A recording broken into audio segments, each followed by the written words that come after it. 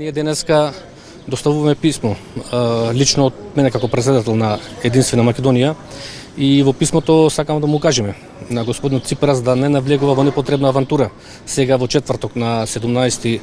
мај на средбата со Зоран Заев, каде се најавува евентуално постигнување договор за името и за идентитетот на македонскиот народ. Ова наше писмо всушност ние даваме едно појаснување до грчкиот премиер, бидејќи постојат повеќе причини за ова наше денешно писмо.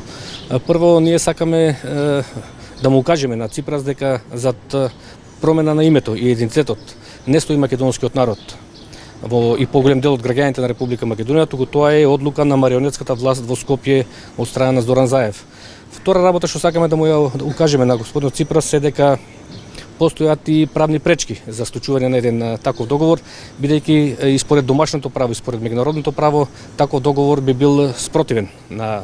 тие правни норми.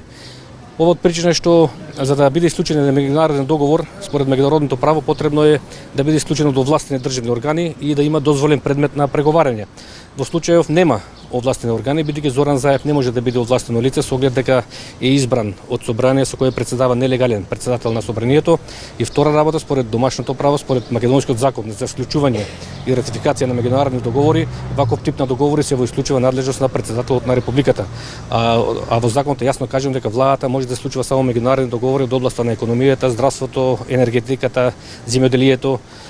културата и други области. Втора работа која што сакам исто така да ја кажеме дека според меѓународното право за да биде валиден еден меѓународен договор потребно е тој да има дозволен предмет на склучување. Во случајов сите знаеме се работи предмет на овој договор е промена на името и идентитетот, а според меѓународното право името и идентитетот не може да бидат предмет на преговарање, бидејќи името е во исклучива домашна юрисдикција според повелбата на Обединетите нации и исто така и според општото меѓународно право, прашањето на името е прашање на внатрешни околности, а не меѓународното право, и во таков случај според меѓународното право таквите договори се ништовни. И од тука ние, значи, како што кажав, го предупредуваме господинот Ципрас, доколку влезе во една таква авантура да случи ваков договор,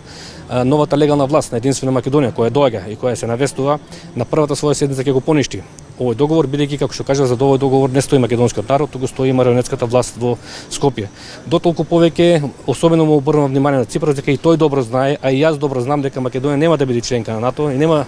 да влезе во Европската унија, бидејќи иднината на Македонија е во стратешки сојуз со Русија и членство на Македонија во Евроазиската економска унија. Од тука, значи, тие нови околности се навестуваат, геополитички поместувања на Балканот се навестуваат, тие доаѓаат и Единствена Македонија како нова легална власт која ќе произлезе наскоро од народот, ќе ја спроведе јасно изразената намера на народот за членство на Македонија во Евроазиската економска унија и стратешки сојуз со Русија. Значи, со еден збор му укажуваме на господинот Ципрас, ова е непотребна авантура, нема потреба од ваков договор, бидејќи тој договор е ништовен и според домашното и според меѓународното право, така да ние веруваме дека овој договор, ова наше укажување ќе биде прифатено, дотолку повеќе како што гледате писмото го препраќаме преку грчкото дипломатско претставништво во Скопје по дипломатски пат, бидејќи обезбедивме тоа уште во текот на денешниот ден по дипломатски канали да стигне до Ципрас. Нема потреба од референдум, бидејќи никој не ни дал право нас како македонци во името на претходните генерации, во името на оваа генерација македонски и во името на идните генерации македонци да ние одлучуваме на некаков референдум за името, така да ние сме апсолутно против таква ситуација, бидејќи